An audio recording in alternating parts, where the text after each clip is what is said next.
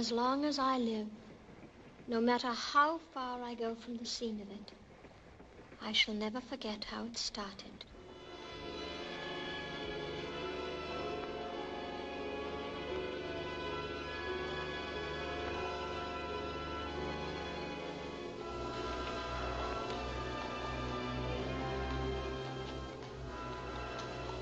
In those days, I lived in Coin Street near Waterloo Bridge. I had a strange feeling that someone was watching our lodging house. I was working in the chorus at the Cambridge Theatre, and several nights when I came home late, I caught a glimpse of a figure lurking in the shadows. Of course, at that time, I had no idea of the connection between this stranger and my friend Daisy Arrow.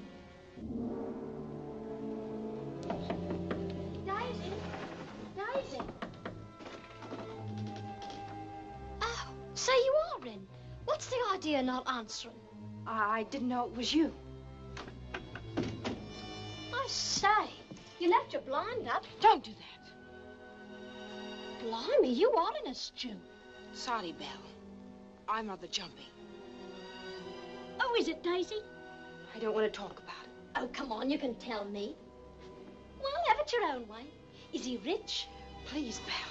I just popped in to ask you something, because you got such good taste. There's a sale of feather boas tomorrow at Obbs & Son at Waterloo Road. I thought if I could go in there in the morning before rehearsal, maybe you could come down and... You have to excuse me, Belle. I have a dreadful headache. I'm sorry, dear. Can I make you a cup of tea? No, thanks. Righto. I'll see you in the morning. Night. Good night.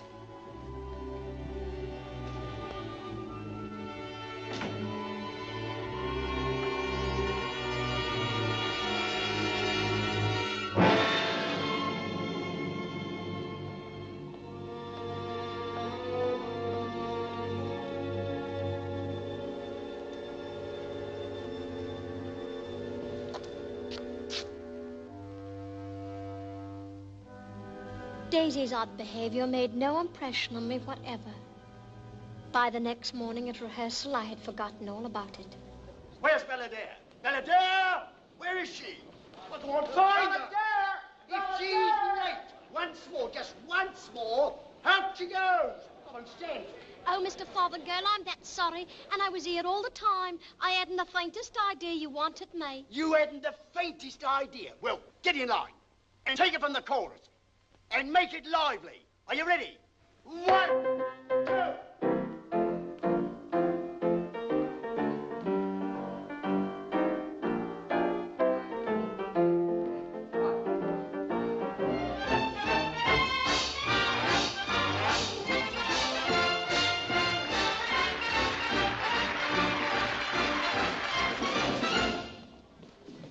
Alf? Yes, Miss Daisy. Has anybody asked for me? No, not yet. Daisy! Daisy, go on, wear it. Thanks. She's pretty. There. Now you look like a lady. And I hope you make it. You don't understand, Belle. Anyhow, good luck to you. You look ever so pretty. Daisy, me proud Irish beauty. How about a bit of supper? I can always eat, Georgie. Well, it was sweet of you to pay me cab fare this morning. I'm a sweet man. I wish I could say the same for my landlord. He got very narrow-minded about a nasty little £1.8 that he claims is overdue. Mere bagatelle. Oh, it isn't that so much. The £1.8's a drop in the bucket. But I was a week behind last month also. What's it to George Gilby, the long-lost heir? I got a cab. Good night, Daisy. Good hunting. Look now, Daisy. In case your gent shouldn't turn up, you're welcome to come along with me and Georgie. That's civil of you, Belle. But he'll be here. Miss Daisy Harrow? That's me. Do you mind if I have a peek at him? Don't be a fool. Hello. I was about to give you up. It just struck 12 on St. Paul's. What? I said it just struck 12 on St. Paul's.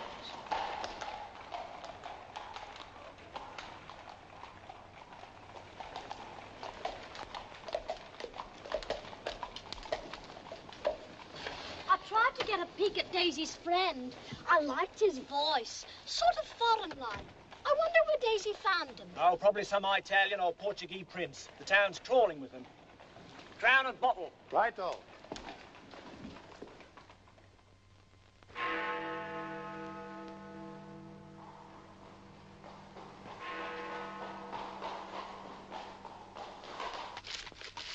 Here's a fiver. How's that? Oh, thank you, Georgie. Of course, it's only a loan. You're so kind. Oh, I'm a blooming fool about you, Belle, and no mistake. Oh, no, please. The cabbie might see you. You weren't afraid he'd see me giving you that fiver? Not now, Georgie. We'll soon be at me lodgings. And you'll be afraid the landlord might No, see I won't, Georgie. Please, Georgie, I want to talk to you. We can talk tomorrow. No, I want to ask your advice on something because you're such an intelligent man. Oh, what do you want my advice on? Georgie, how do you get to be a lady? What? How do you get to be a lady? How'd you get to be a lady? You are a lady duck. No, I'm not. Not a real one. You feeling all right? Ain't got a fever? No, I'm serious, Georgie. It must be wonderful not to have to pretend. I mean, a lady's so sure of herself. The way she walks, the way she talks. I've watched them at the theater. The real ladies. You've only got to glance at them and you know that they are. Me now, tradespeople and servants look down their noses at me. They know what I am. Yeah, now, Duck, enough of that talk. Lady or no lady, you're my cup of tea. Georgie, please. Georgie, please. Please, Georgie.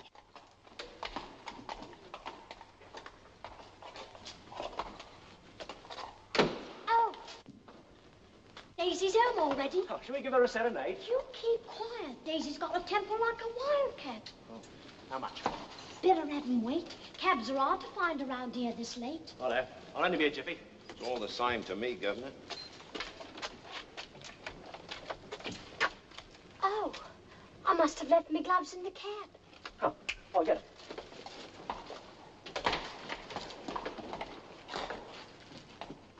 I don't see any sign of him, Duck.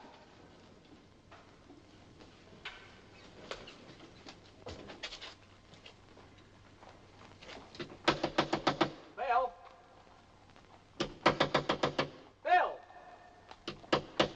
Bill!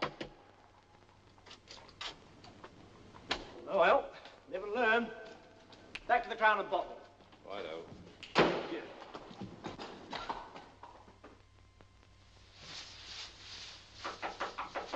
Keep your shirt on. I won't be a minute.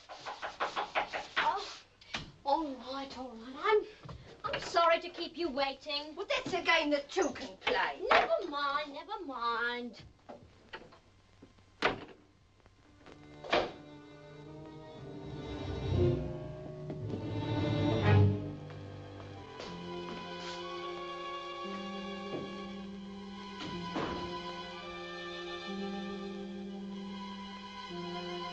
Hello, Daisy. How about a cup of tea?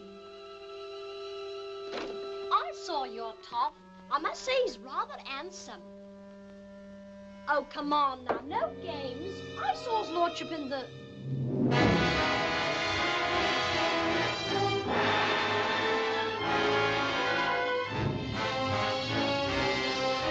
Daisy!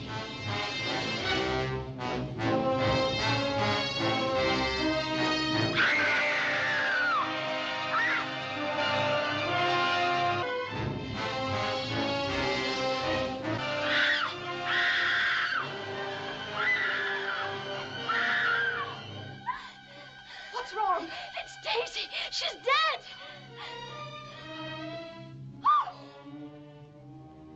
According to the police, Daisy had been drugged and then smothered or strangled.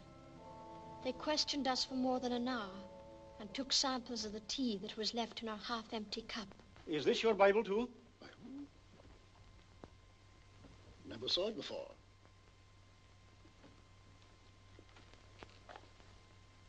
I don't think it was Daisy's. How do you know? Well, she wasn't much for Bibles or flowers. Poor thing, they both are a great blessing. I don't know what I should do without my garden. Seems to be a well-grown moss rose. A moss rose? Why, I haven't seen one since I was a child. They don't mature well unless they have a very acid soil. I hope you haven't lost the place it was in, sir. Oh, good heavens, how careless of me. But then I don't suppose it matters much. It might be very important, sir. It was on page 132, sir. How do you know? Well, I looked. Just before you came in. My mother always used to mark her place like that, only she used a sprig of pennywort. When did you say you left the West Country? Oh, I didn't say, sir. But how could you tell that's where I'm from? Pennywort prefers to grow in the West Country. Moss rose is more capricious. One is apt to find it almost anywhere in England. Well, at least we can concentrate our search on England, eh, Evans? England is a pretty big place, sir. If we have to search all the gardens in all shires looking for moss roses... You wouldn't discover any. The moss rose is out of season now. Then where did this one come from? That is precisely what we must find out.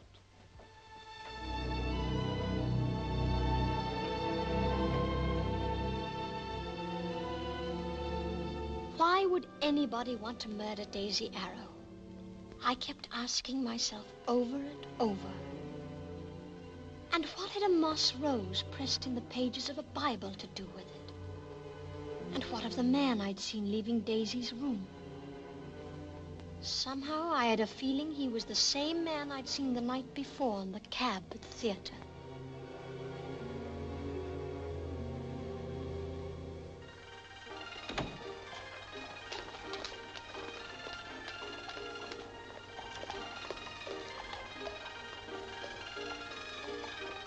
I had forgotten all about the cab and the white horse until then.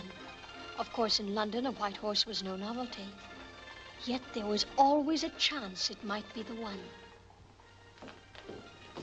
Here, I kept it nice and hot for you, Harry. Ah, almost thought I wasn't going to get here. When up popped a fare that brought me right to your door. Hello, young Belle.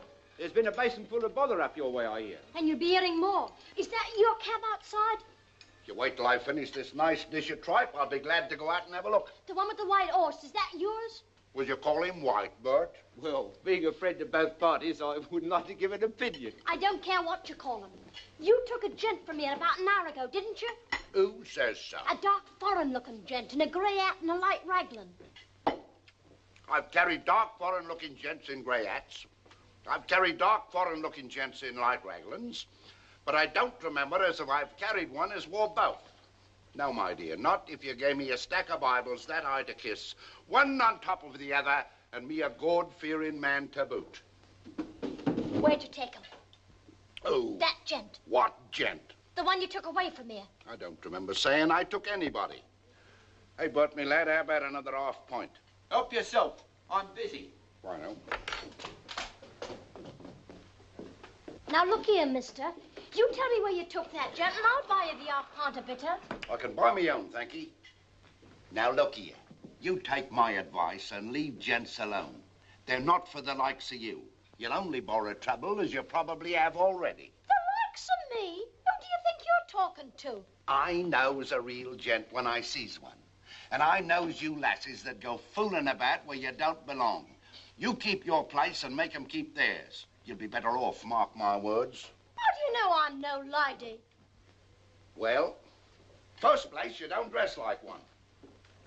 Second place, you don't talk like one. Third place, you don't act like one. He's looking at you. I catches your eye. Where did you learn to say that? What? I catches your eye.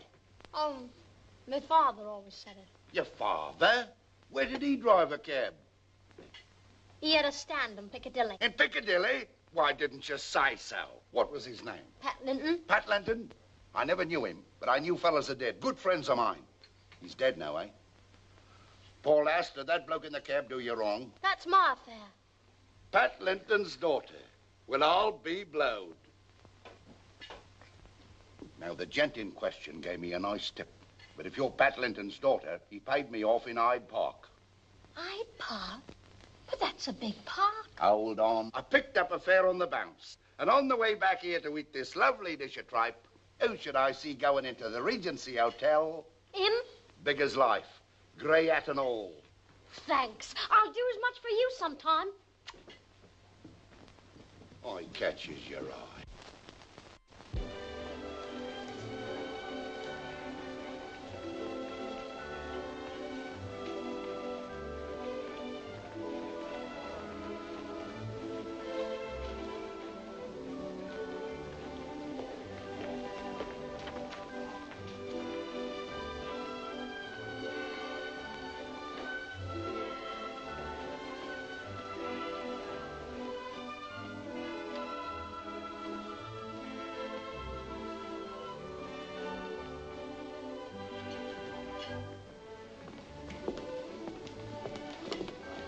This way, milady. Oh, there he is. Hello, Michael. Mother. What in the world? Hello, Audrey. Strange, I was just thinking of you. Were you, darling?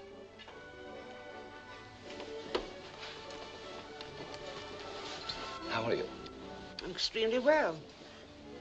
Have you had lunch? You haven't even said you're surprised to see us. Surprised, as I told you, to be thinking of someone who's far away. Then suddenly look up, and there she is. There's more to that than surprise. I thought you both were in the country. Did you just arrive? No, my dear, last night. We inquired for you, but you were out. I'm sorry I wasn't in. But then I didn't know. It doesn't matter. Nothing matters except seeing you again. Isn't there a waiter in the whole of London? I'm sorry, Mother.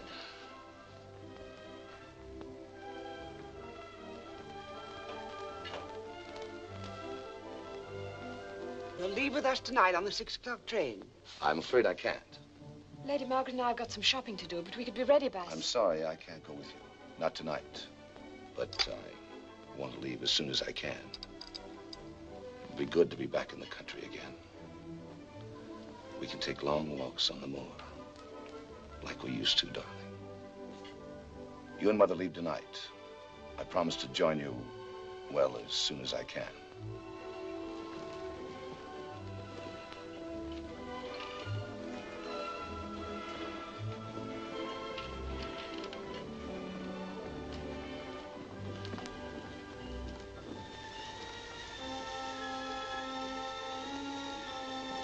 At Daisy's funeral, there were only a few girls from the theater.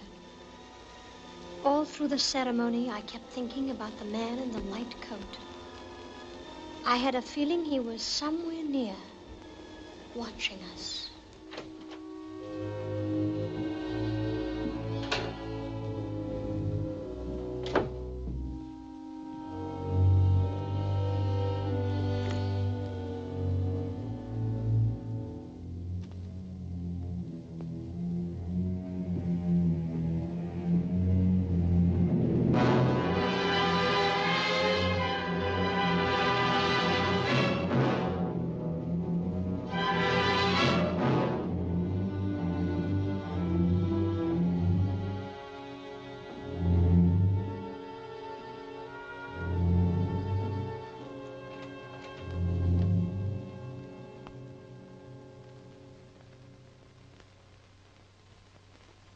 We always seem to meet in Norway's, don't we, Mr. Drego?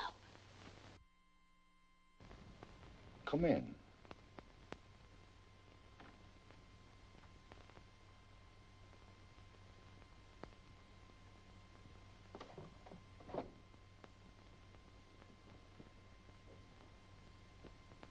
They certainly do you well here. I had a friend that lived here once, but he's gone to India. Jack Sinclair, do you know him? Well, aren't you going to offer a lady a chair? Who are you? My name's Belle Adair. What do you want? I live on the same floor as Daisy Arrow. I saw you coming out of her room Sunday morning. Don't you remember me? I've never seen you before in my life. Oh, yes, you have. I saw you when you called for Daisy at the stage door Saturday night. I was with her. You're mistaken. I've never heard of anybody by the name of Daisy Arrow. You're a cool one. You mustn't think nobody knows I've come here. Be kind enough to state your business and get out. I wasn't the only one that saw you at the stage door. I had a friend with me. He saw you plain as I did. You cheap little blackmailer. We're not discussing blackmail, Mr. Drego. We're discussing murder. Murder? You mean you haven't even been curious enough to read about it in the paper? You can't scare me. You killed Daisy Arrow. I saw you that night, and I saw you coming out of a room Sunday morning. And what's more, the cabman that drove you to Hyde Park can identify you. In that case, why haven't you gone to the police? The inquiry is tomorrow. If you weren't more of a fool than a blackmailer, I'd go to the police myself and have you put away. I think our discussion is over, Miss... whatever your name is. You'll be sorry. It wasn't much I was going to ask. I'm asking you to go. That's not much either. You're making a very big mistake, Mr. Drego.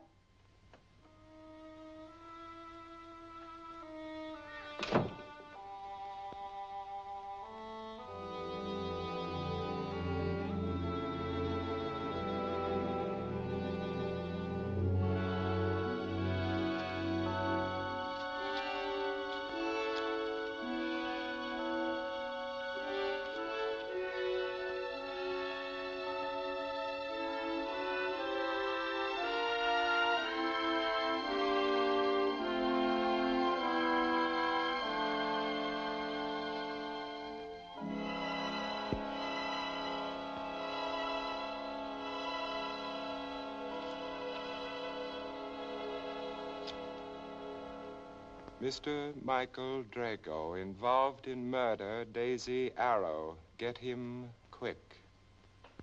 As a rule, I don't bother with anonymous communications, Mr. Drego, but in murder cases, we're not permitted to use ordinary discretion. I understand, Inspector. And I appreciate the discretion you've shown in bringing me here. Not at all. And now, if you could give us a fairly accurate description of your movements during these intervals. Evans has it all worked out. Let me see. That night I dined with Major Jameson at his club. We played billiards until midnight. Then I walked up Piccadilly. I returned to my hotel, about 12:45. Did the porter give you your key? Yes.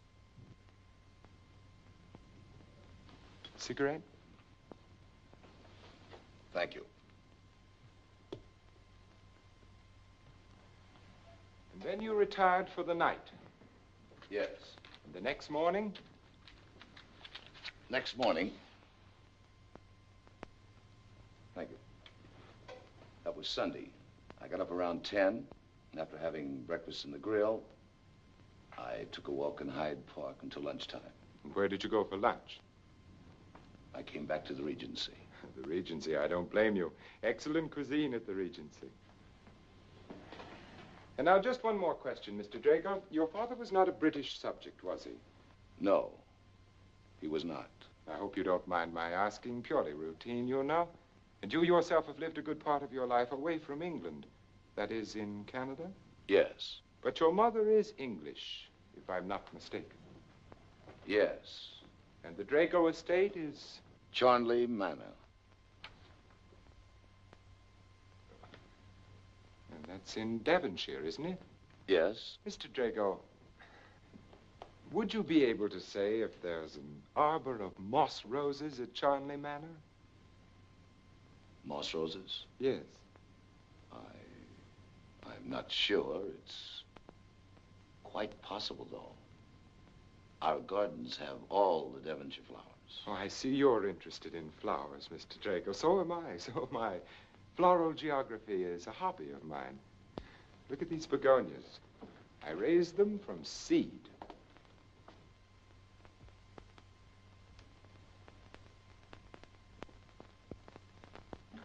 Evans? Yes, sir? Please ask Miss Adair to step into your room for a moment. Place her as close to the door as possible so she can hear clearly and at the same time not be able to see anyone in this room. Yes, sir. And also ask Mr. Stevens and Mr. Thompson to come in here. Yes, sir. By the way, you don't know Miss Adair, do you? Miss Belle Adair? No, I don't think so. Why, did she say she knows me? No, she didn't. I hate to trouble you with all this falderall, Mr. Drego, but Miss Adair claims she saw the principal suspect in a cab when he called for the deceased at the Cambridge Theater the night of the murder. She also heard him speak to the deceased. I never place much reliance in these voice tests, but this girl insists she can recognize the voice. So just for the sake of a clear record, I wonder if you'd mind submitting to a test. Why, you don't give me much choice, Inspector. I have none myself, Mr. Drego. I don't doubt your word, but certain areas in your statement leave room for reasonable conjecture, which I hope this voice test will eliminate. Come in.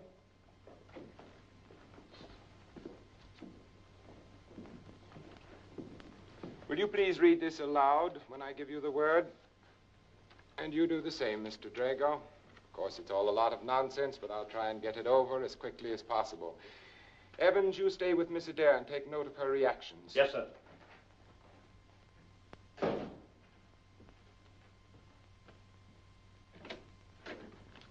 Come in, please, Miss Adair. Sit there.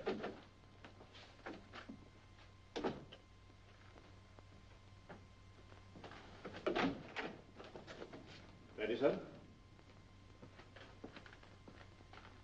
You're early. It just struck 12 on St. Paul's. You're early. It just struck 12 on St. Paul's. You're early. It just struck 12 on St. Paul's. They're terribly alike, aren't they? But it seemed that the second one...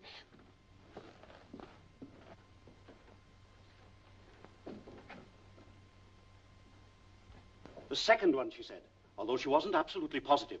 Well, Mr. Drego? Do you regard that as conclusive? I wouldn't say that, but it rather leaves us on the fence, so to speak. Actually, I'm duty-bound to include your name for further investigation. I'm sorry. I see. Inspector, how would it be if everyone said something different? Then perhaps they wouldn't sound so much alike, and we could secure a positive identification. Good man. You say something at random. You stick to the original sentence spoken by the suspect. And you, Mr. Drego, can say anything you like. Do you mind if I read a sentence from a letter I happen to have here? Splendid. An excellent suggestion, Evans.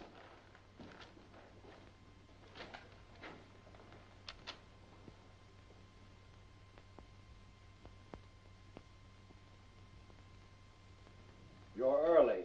It just struck 12 on St. Paul's. Seeking to untie one knot, we sometimes tangle the whole skein. On second thought, I have decided to reconsider your proposal and will be glad to discuss the question of terms at your earliest convenience. Well, which one?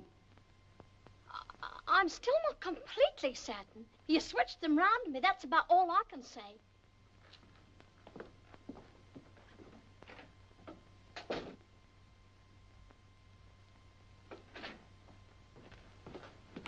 Please follow me, Miss Adair.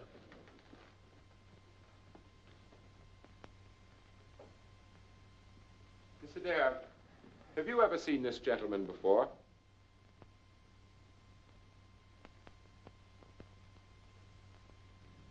Well, Miss Adair? His type isn't unfamiliar.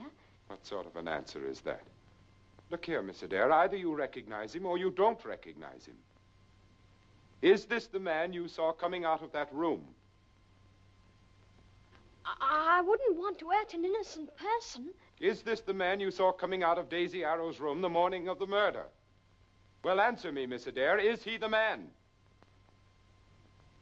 I was that startled that I don't remember. That will be all for now, Miss Adair. When we need you again, we'll send for you.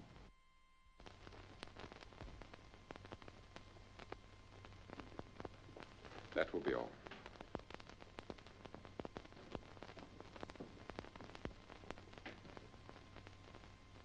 Well, Inspector, any further need of me? Not at the moment, Mr. Drego. Not at the moment. Again, I regret you've been subjected to this inconvenience. After all, it's no small thing for a man of your prominence to be dragged into a mess of this sort, especially on the eve of your wedding. I'm sure you realize we're only doing our duty. I do, Inspector.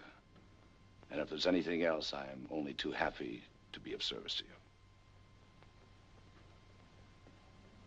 We'll keep in touch with you.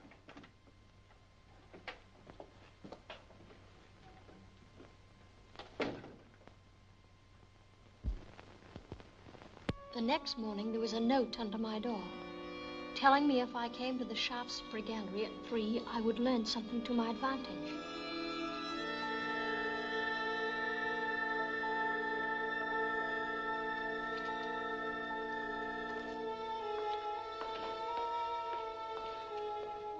Catalogue, miss? No, thank you. I'm just looking. Thank you.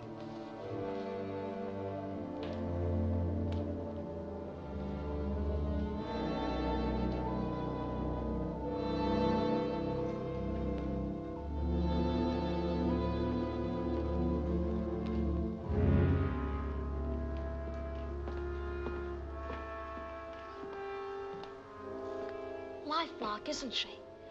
I suppose she was in the front row in her day. My word, times do change. I got your message. I came as soon as I could.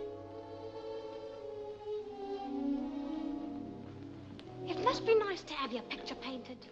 Look at all the admiration people pay you. Do you mind if I do my painting without admiration?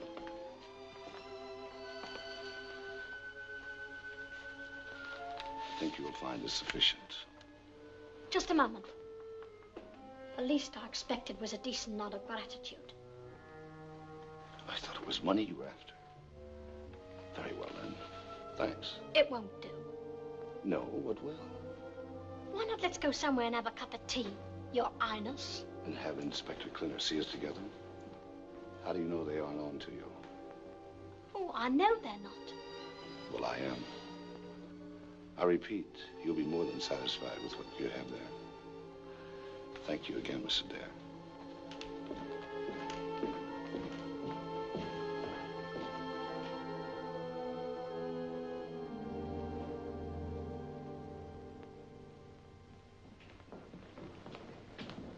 You're leaving now, Mr. Drego? Will you send my bill on to Charnley, please? Certainly, sir. Oh, by the way, sir, a letter just came for you by messenger. Thank you.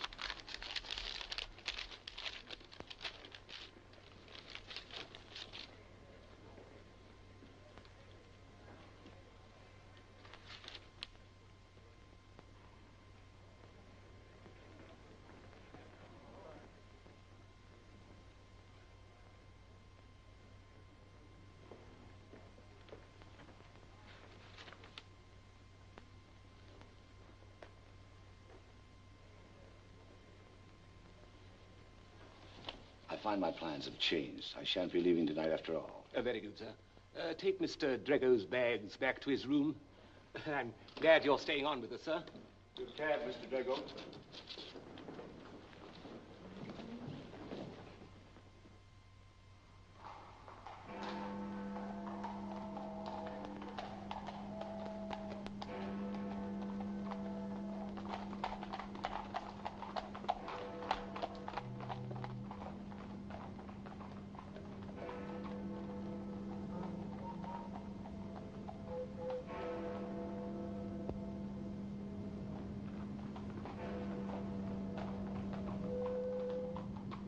Good evening. What's the meaning of your note? A woman has a right to change her mind, hasn't she? Wasn't the money I gave you enough? Oh, it was plenty. I wouldn't have asked for near so much. I don't understand how a girl like you can turn down 500 pounds. A girl like me? How do you know what I'm like? Just what do you want, Miss Adair? You shouldn't call me Miss Adair anymore. My real name's Rose Lynton. Oh, you've dropped your alias? Oh, it wasn't an alias. Belle Adair was my stage name. But I'm giving up the stage. I see. And what do you intend to do? Well, that depends on you. On me? Yes. Now, look here.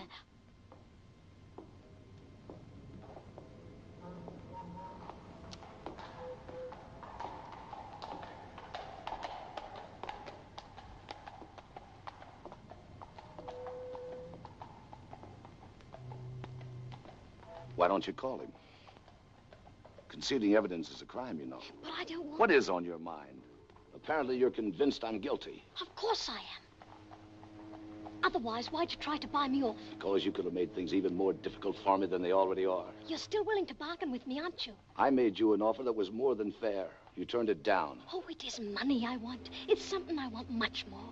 Well? I found out from the porter at your hotel you're leaving London, going to Charnley Manor.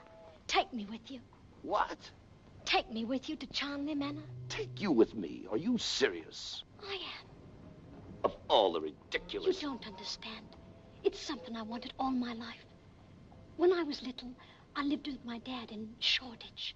You know what that's like? I don't think you do. My dad drove a cab and he wasn't owed much. I was left alone a lot. I had to make up games for myself. And the game I loved most was pretending I was a lady at a great house. Ever since I was that I dreamed about staying at a great house in the country. With butlers and footmen and maids, breakfast in bed every morning, and if I wanted something, just ring for it. It'll only be for 2 weeks. That's all I'm asking. Let me go to Charnley Manor, just for 2 weeks. But that's preposterous.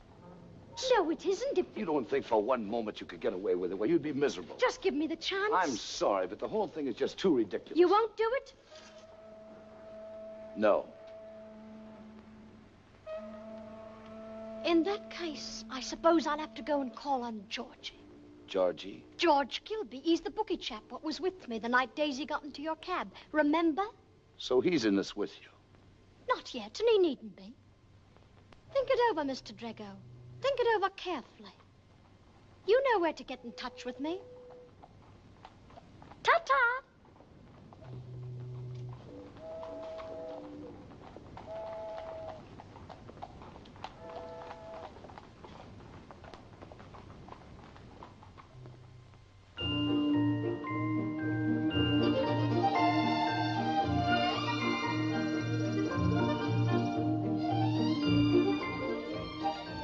My word, it's beautiful. You certainly had plenty of room to run round in when you were a little nipper. Look here, do you have to look so unhappy? I? Happy as a lark. If you're worried about how I'm going to behave while I'm here, put it out of your mind. You'll have no cause to be ashamed of me. Not with all these gorgeous new clothes you bought me. And as for me table manners, if I don't know which fork to use, I'll just keep me eye on you.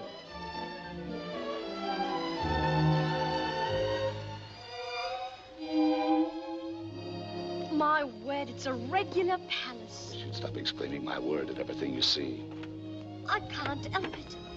Everything's so grand and green. The air smells so nice. And my word, how the sun shines. People in town don't know what they're missing. Everywhere you look, it's so lovely. You'd expect to see a calendar pasted under it. How are you, Craxton? Mr. Michael, it's good to have you home again, sir. Craxton, this is Miss Lynton. She's stopping with us a few days. Your room is ready for you, miss. Thank you. I hope I shan't be too much bother. Nice little place you've got here, Michael. Is Mother home, Craxton? Her ladyship went for a drive with Miss Ashton, sir. We'll have tea in the library. Bring me a brandy and soda, please. Yes, sir. How was I? Did you expect applause? I did it just like the Honourable Audrey would.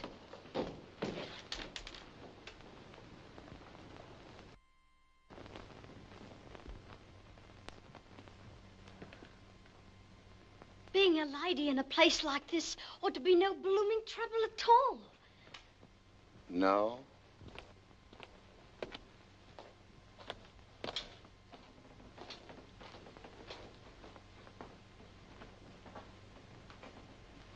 Thank you, miss.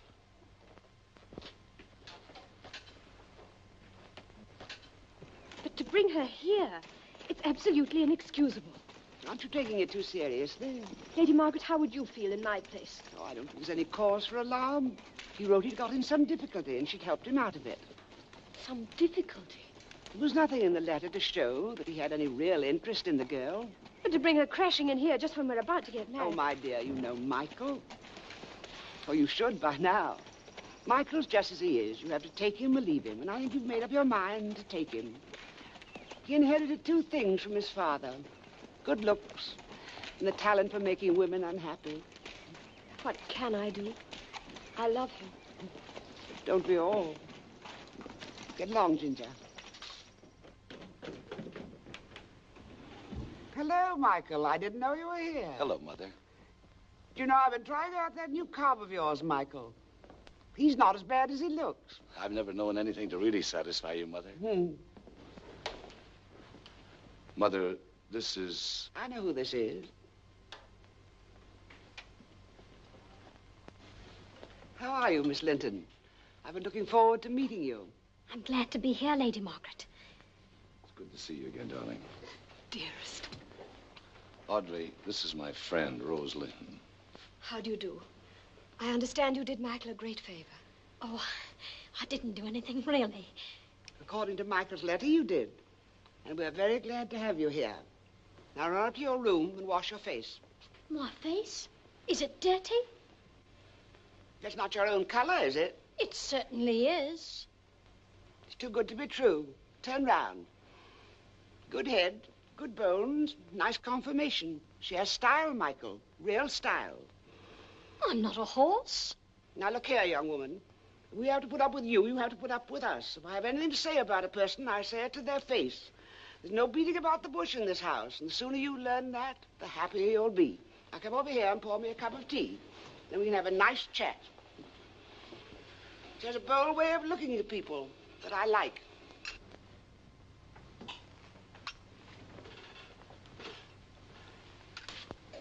Now let's have the truth about you and Rose. Is your feeling for her purely one of gratitude? Oh, come now, Mother. Rose is a beautiful creature, and I happen to know that's a formula that you simply can't resist. Audrey or no Audrey. Please, Lady Margaret. And you, what do you think of my son? Well, I hate to hurt a mother's feelings, but Michael's too wicked for me. He's too handsome, too much the lady killer to suit my taste. I wouldn't dare turn my back on him, and that's the quick of it. That's quick enough and fair enough. Look at Michael. Simply furious. Can't say much for your tea. Tastes like rainwater. Well, I dare say these two young things must want to be left alone. Come along upstairs. I'll show you your room. It's on the next floor. There's a very nice view.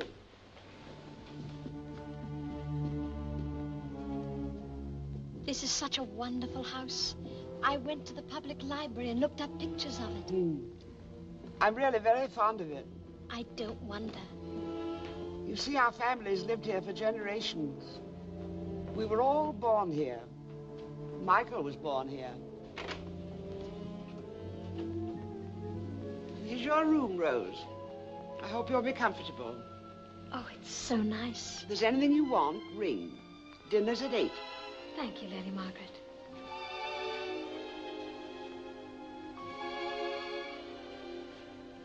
I like you, Rose.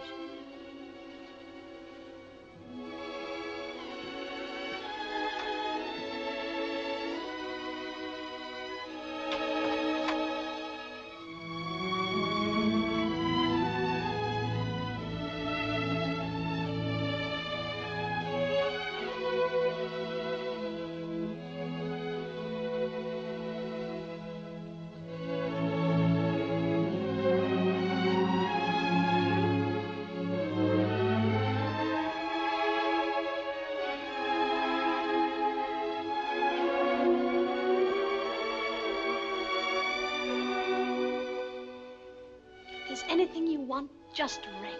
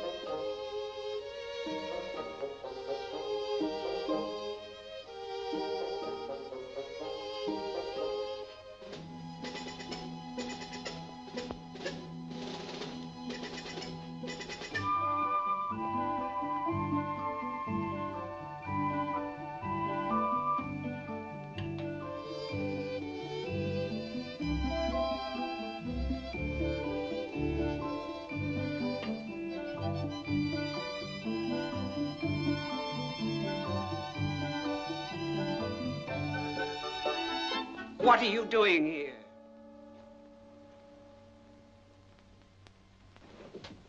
How dare you come into this room? I'm sorry. The door was unlocked. Did I do something wrong? You're the first person who's been into this room, except myself, for a great many years.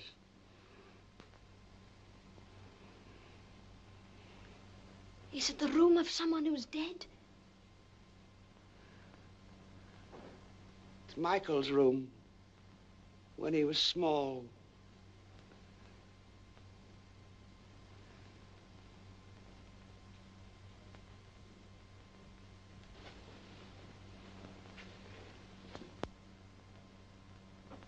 That's Michael's father.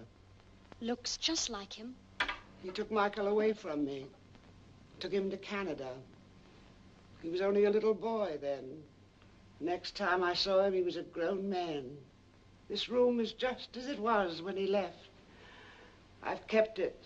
His toys, everything, just as it was. Don't touch anything. I'm sorry. That's why I never let anyone in here. Even the servants. I knew when that little boy went away that day, he'd never come back.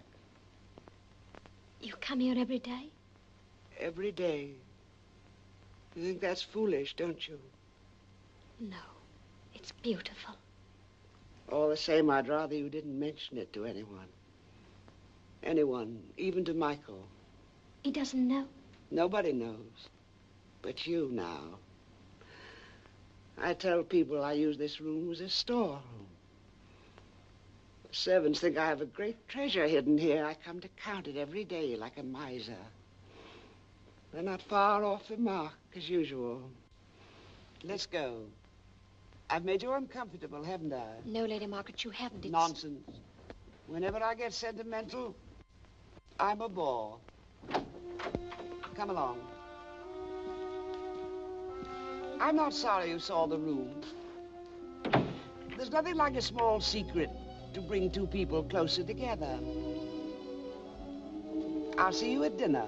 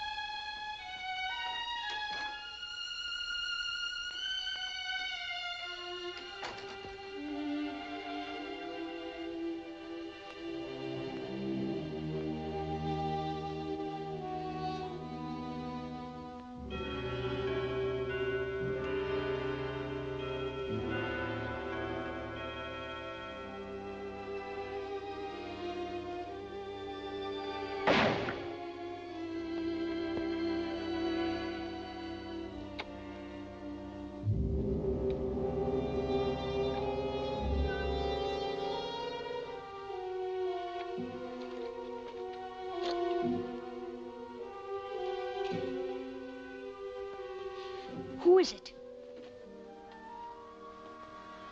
Did I waken you? You frightened the wits out of me. I didn't want to knock in case you were asleep. I heard a shot. A farmer's child is lost on the moor. They're searching for her. She might have wandered into Charnley Mar. Charnley Mar? That would be the end of her. They'd never even find her body. Poor little thing. There's something I'd like to say to you. I suppose it is rather rude of me to come in at this hour. But I've got to know. Does Michael know you came to talk to me? So you call him Michael? Well, doesn't everybody? Michael and I are to be married very soon. Nothing is to stand in the way of that. Do I make myself clear? Oh, quite clear. You have my best wishes for a long and happy life. You have a queer way of saying it. Queer? I mean every word of it. How long were you in the chorus at the Cambridge? While I was there, it was like forever. I suppose you knew Daisy Arrow. We worked side by side. We were good friends. Must have been dreadful for you. It was worse for Daisy. She loved living. I read about it in the papers. Why should anyone have wanted to murder her? I ask myself the same question 1,000 times. Is that what you wanted to talk to me about? Michael and I know. You're very much in love. Anybody can tell that. Yes. What I mean is, you and I can be friends. Or not. I want to be friends. You do? Truly? Of course. Good. That's what I had to know. I'm sorry if I disturbed you. I'll see you in the morning. Good night. Good night.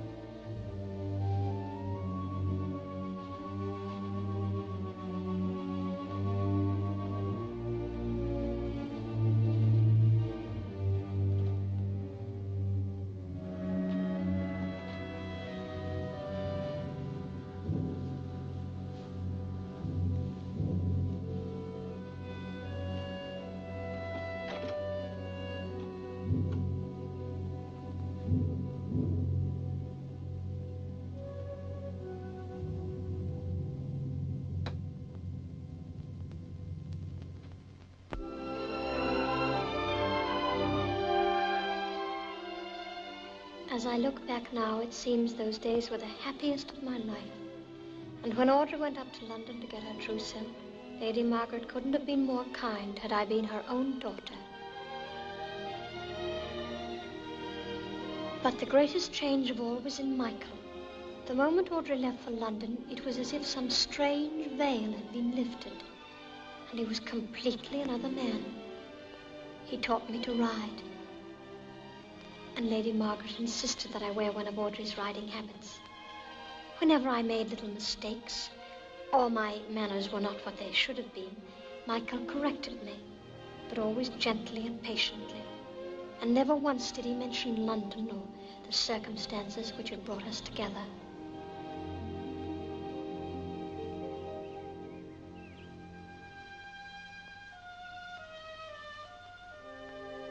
You're not disappointed? Disappointed? Those dreams you told me about the night on Waterloo Bridge, is all this as wonderful as you thought it would be? More wonderful. Every minute's like something magic in a Christmas panto. Lady Margaret's been so kind. And you've been so decent. But I'm afraid I'll never understand you. You're not like you were in London. You're a different person altogether.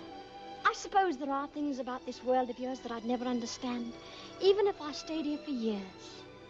For example? Well, Audrey, she's in love with you. Anybody can see that. And almost anybody can see that you don't love her.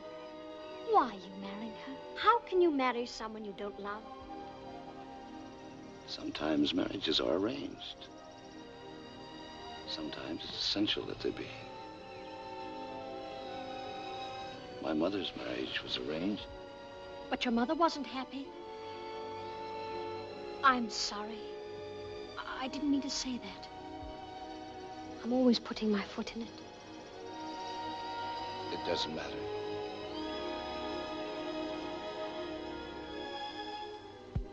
You're not afraid of me, are you?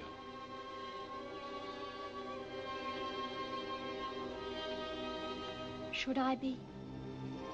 After all, our relationship is somewhat unusual. I'm in trouble, you know that.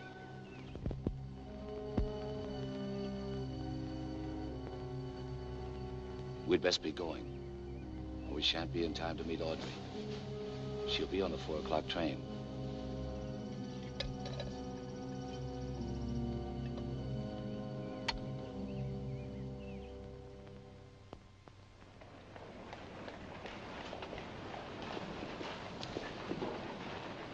Here it is.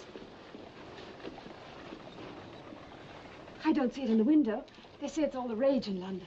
We better be getting back. Lady Margaret said not to be late. Oh, I won't be a moment. Good afternoon. Miss Ashton. Have you that new novel of Mrs. Humphrey Ward's? 2 copies came in yesterday, but they were sold immediately. It must be a saucy book. I'm expecting some more in a few days. Well, will you keep one for me? I will indeed, Miss Ashton. Thank you.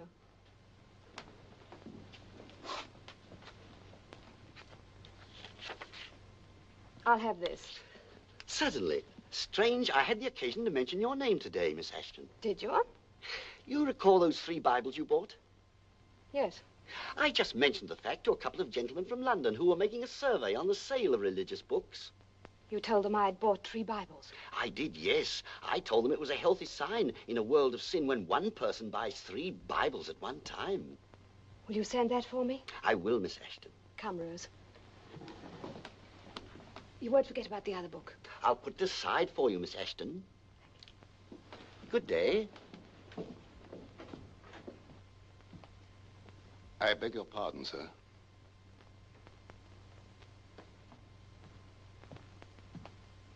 There's an Inspector Clinner from Scotland Yard to see you, sir. Clinner? Yes, sir, and there's another man with him. Show them in, Craxton. Yes, milady.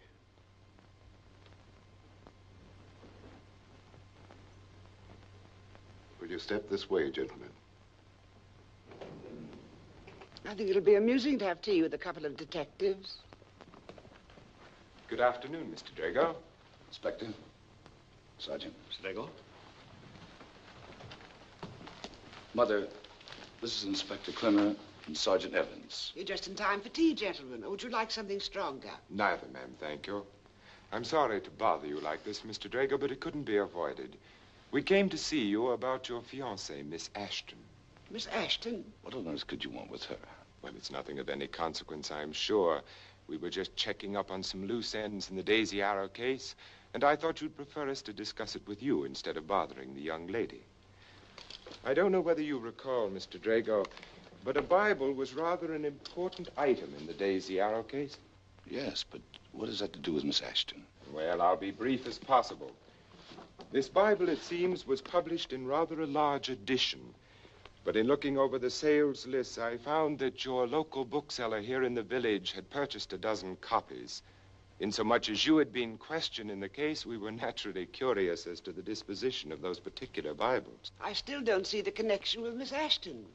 Miss Ashton bought 3 copies. Oh, I remember now. It was about the time Audrey came to stay with us.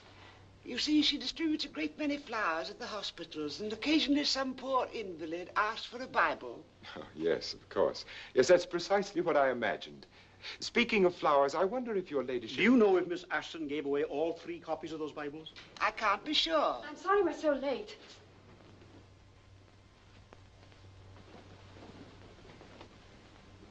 Darling, this is Mr. Clinner and Mr. Evans, some friends of mine from London who were just passing by. My fiancée, Miss Ashton. How do you do? Miss Ashton. How do you do? And this is Miss Lynton, my companion. You'd better run along now. The dressmaker's been waiting for you for hours. Oh, dear, I forgot about the poor thing. Come, Rose. Well, it's late and we must be getting on. Oh, by the way, there's something I wanted to ask your ladyship. Yes? Well, that's curious. I seem to have completely forgotten it. Well, it couldn't be very important. Oh, yes, I know what it was. Flowers are a hobby with me. Your son mentioned that you had an arbor of moss roses here at Charnley Manor. May I see them? Even as an amateur horticulturist, you should know that moss roses are out of season. I know that, milady. You think I'm a magician. I'm not. But my gardener is. I'll be glad to show them to you. That's most kind of you. Come along. Goodbye, Mr. Drego. I'm sorry to be such a constant nuisance. That's all right, Inspector. Come along, gentlemen. We'll be leaving for London on the afternoon train tomorrow. Meanwhile, we're at the inn in the village.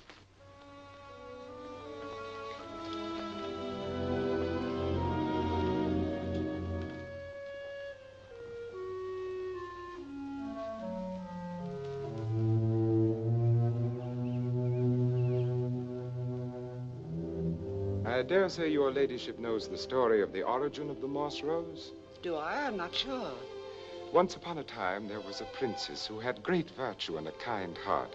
But the king, her father, was very miserly, so that all of her charities had to be done in secret. Well, as she was leaving the castle one day, carrying bread for the poor, the king accosted her and demanded to know what she had hidden in her apron. Roses, she replied. And when he snatched open her apron to see, the bread had indeed turned all to rose upon rose, just like these, moss roses. How lovely. You deserve a flower for that story. You must cut yourself one while I watch out for the gardener. He's furious if anyone touches them.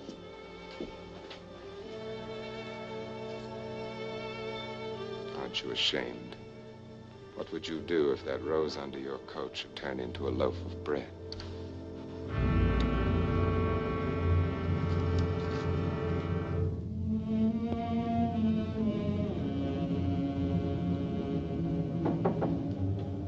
Who is it?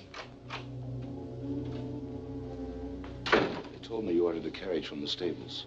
Why are you leaving? I want to know why. Because I'm afraid. Afraid of what? I can't stay here another minute. There's a train for London at 5:30. But what's the reason for all this? Please, I can't tell you. You must tell me.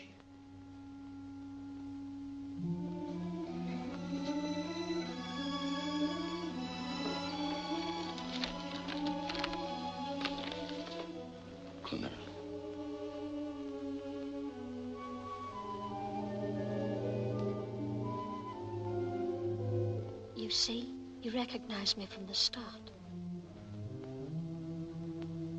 When did you get this? About 20 minutes ago. And you were not going to meet him? I couldn't. Why not? He'd have asked me questions that... Questions that you couldn't answer because of me? Is that why you were running away? Look at me. This is the answer. You and I are the same kind, you know that. Yes. And whatever I've done... I don't care what you've done. Nothing matters now. You can't run away any more than I can.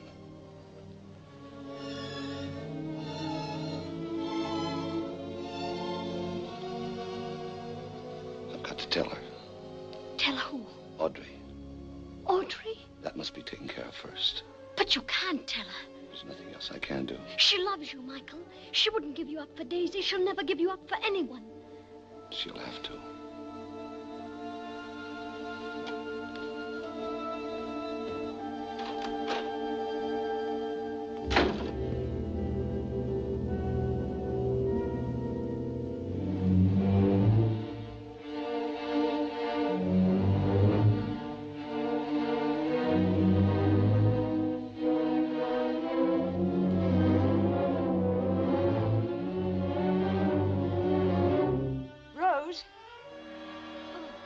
Audrey.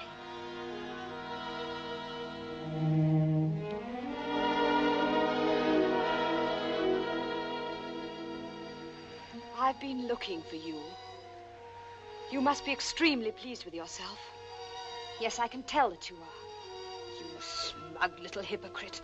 What? I'm sure you think you've been frightfully clever. Well, it might interest you to know that I knew what you were doing all along. I don't know what you're talking about. Oh, don't be naive. From the moment you blackmailed him into bringing you here, it's obvious what you were after. Michael has just told me. Told you what? Our marriage is postponed. That's the polite phrase the newspapers will use. But I'm sure my friends won't be so generous. I'm sorry, Audrey. Really, I am. Sorry? What a liar you are. This is exactly the way you planned it. All the time you were taking advantage of Lady Margaret's hospitality. And when I went to London to get my trousseau, I've done nothing to be ashamed. No. Perhaps people have no sense of shame in Shoreditch. That's where you came from, isn't it? You deliberately set out to break up our marriage. Did you fancy he'd marry you? What a high price to set on your affections. when I'm sure they could have been purchased in London for 2 shillings. I haven't finished. I've heard all I care to. There's just one flaw in your ambitious little design, one thing you overlooked.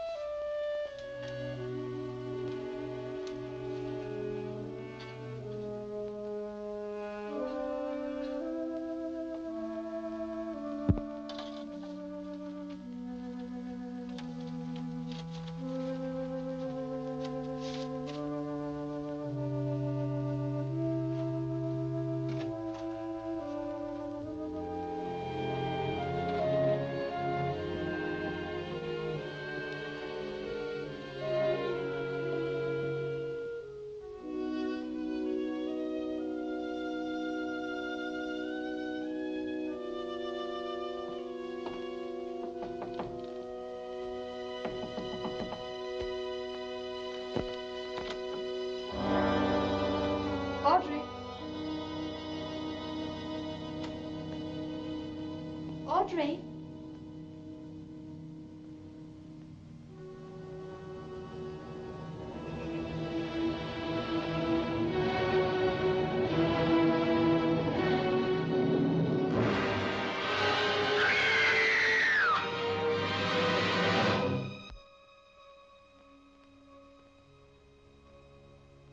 The coroner's inquest was an ordeal for all of us. The village doctor testified that Audrey had died from an overdose of sleeping powders, apparently self-administered. Traces of it were found in the teacup at her bedside. I told the truth and gave the best answers I could.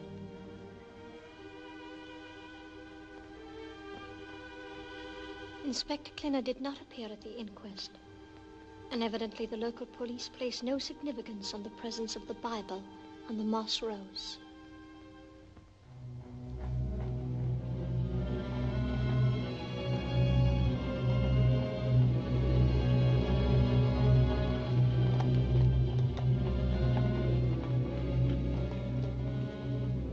When the inquest was over, the police held Michael for further questioning.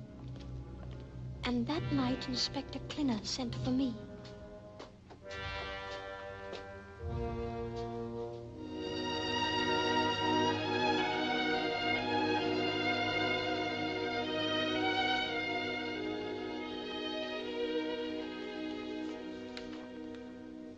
See if this telegram gets off as soon as possible. Yes, my lady.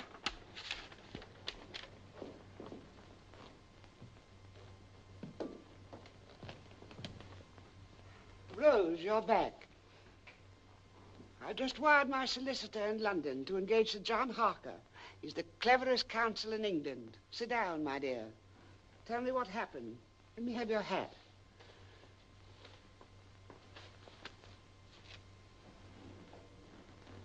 Did you see Michael? No. No. Inspector Clinner refused to let me see him. But how impertinent of him. How dare he? They're taking him up to London tonight. They can't hold him. Not after Sir John Harker gets on the case. We mustn't be depressed. He'll be back within 48 hours. I don't think so. What? Lady Margaret, I've got to tell you, Michael has confessed. Confess? Must be a mistake. No. Inspector Clinner told me. It's absurd. I think... well, it's just a trick. It's just a police trick. Did you tell them anything? No. Good. Oh, Lady Margaret, what will they do to him? If anything should ever happen to him, You love him. I do. I should have known. Of course, I should have known all the time. I understand. I don't blame you for loving him. You can't help it.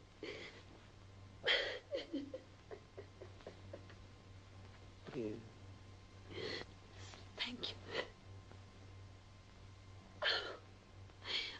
Oh, Lady Margaret, what are we going to do? I think you've taken all that you can stand today. Come along upstairs and rest. Oh, but I couldn't sleep. You can try. Come along.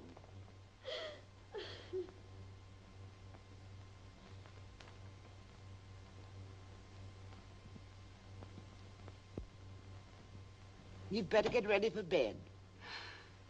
I'll make you some tea. You haven't had a thing to eat all day. Neither have you. I'm just beginning to notice it. Shall we ring for Craxton to bring us some sandwiches? Tea will do for me, thank you.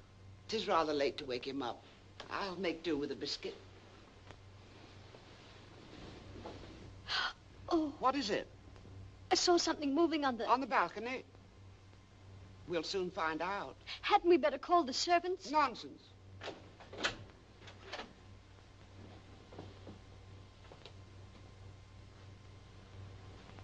Nobody there. You must have seen a shadow from the trees. I'm sorry. I'm awfully jumpy. No wonder with all you've been through.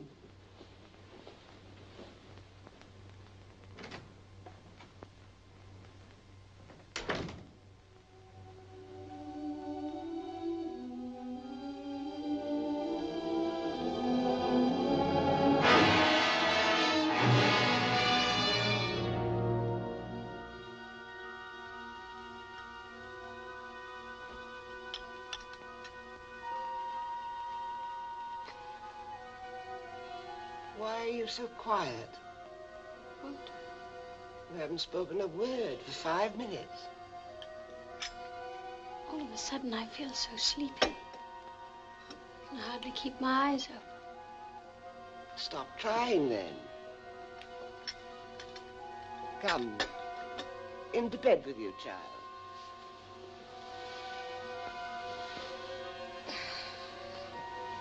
Good night. Good night.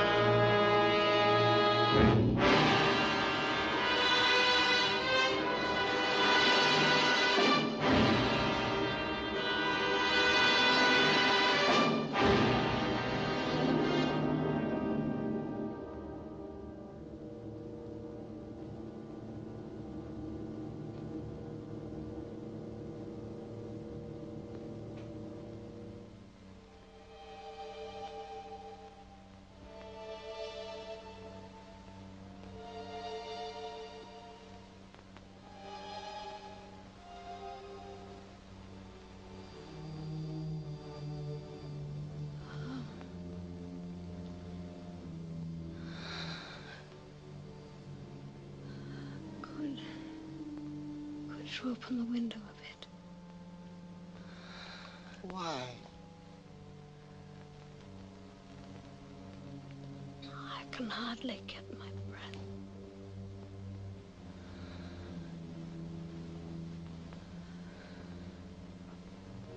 Do you ever pray? Yes, every night. It's more than Daisy Arrow or Audrey could say. My mother always made me. But I was too sleepy tonight.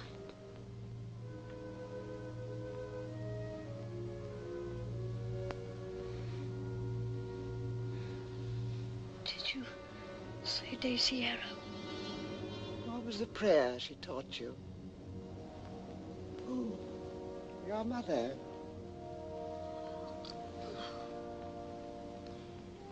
Now I lay me down to sleep.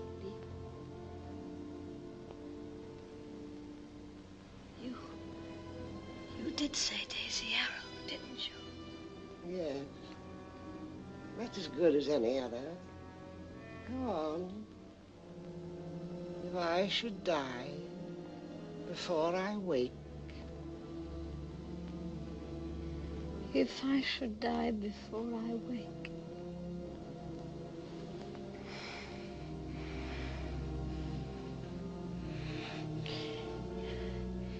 You said Audrey, too.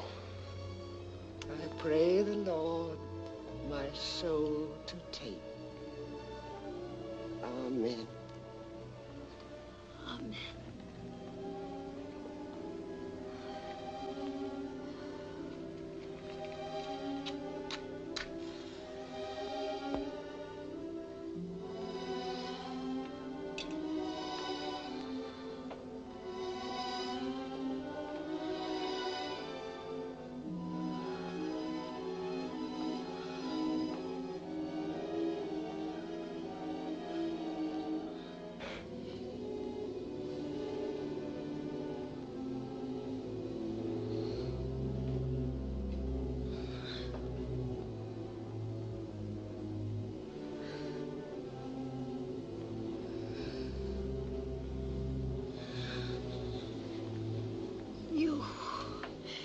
It was you, wasn't it?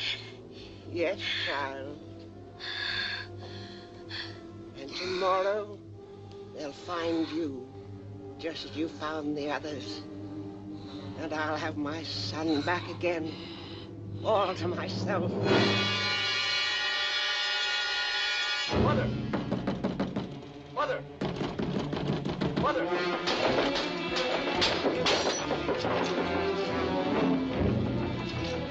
Get the door.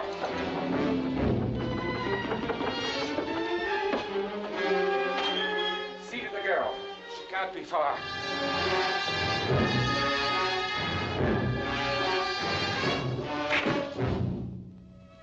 His boat! You fool! Clumsy fool! See what you've done!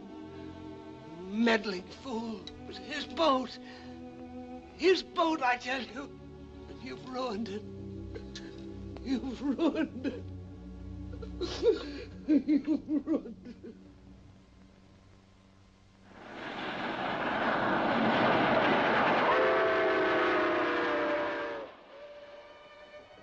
And now I'm thousands of miles from Charnley Manor and London. The places and things I've known all my life. Lady Margaret is dead. But all of that is in the past. And there I must keep it. Come in. We'll be getting into Toronto in 15 minutes. If you'd like me to take care of your luggage or arrange for a carriage at the station for you, I'd be very glad to. No, thank you. There'll be someone meeting me. Very good.